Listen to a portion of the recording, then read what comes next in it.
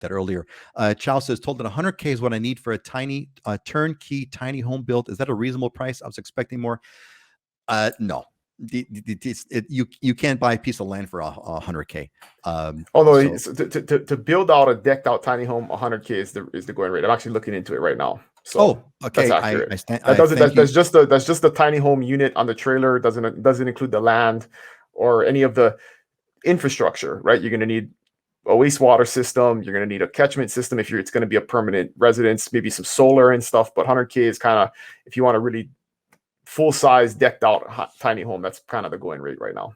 So interesting. So thank you, Dylan. I stand corrected. I was thinking about the entire cost. Like, what does 100K buy you a home you can live in? And the answer would be no. But what you're saying, Dylan, is 100K to put a tiny home, to construct a tiny home on a lot is about right. That's what you're saying. Yeah, and important specification: they don't build the tiny home on your lot, right? They build the tiny homes in warehouses on a trailer, and they drive them to your lot. So because they're not permanent residences, they're recreation. They're technically RVs.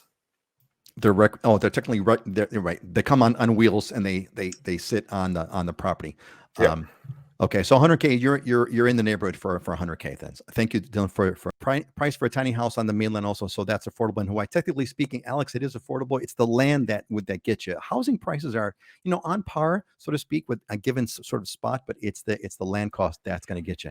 And the important thing about tiny homes, I always go back to, because I don't know how they do it in the mainland, but here it's not a house. Like, it's not real estate. There's no appreciation. It's not connected to the land. You can't get power to it because it's not a permitted home. So what people think of as a tiny home, it's like the definitions are important, right? Because I do know they build like permitted tiny homes in the mainland on lots, on foundations, and it actually becomes real estate and you can resell it and get a mortgage on it.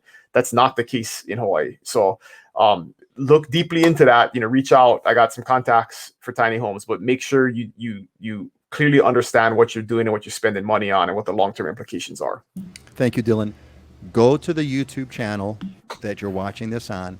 Do a search on the channel for tiny home. We came up with a bunch, because this is not the first time this has come up. We talked in depth about this, and the long and the short was, if you want a small house, get a real small house, as opposed to, you're not really saving anything with a tiny house. It's a trailer on your property. It's legally a trailer on your property. Now, let me work as a temperate.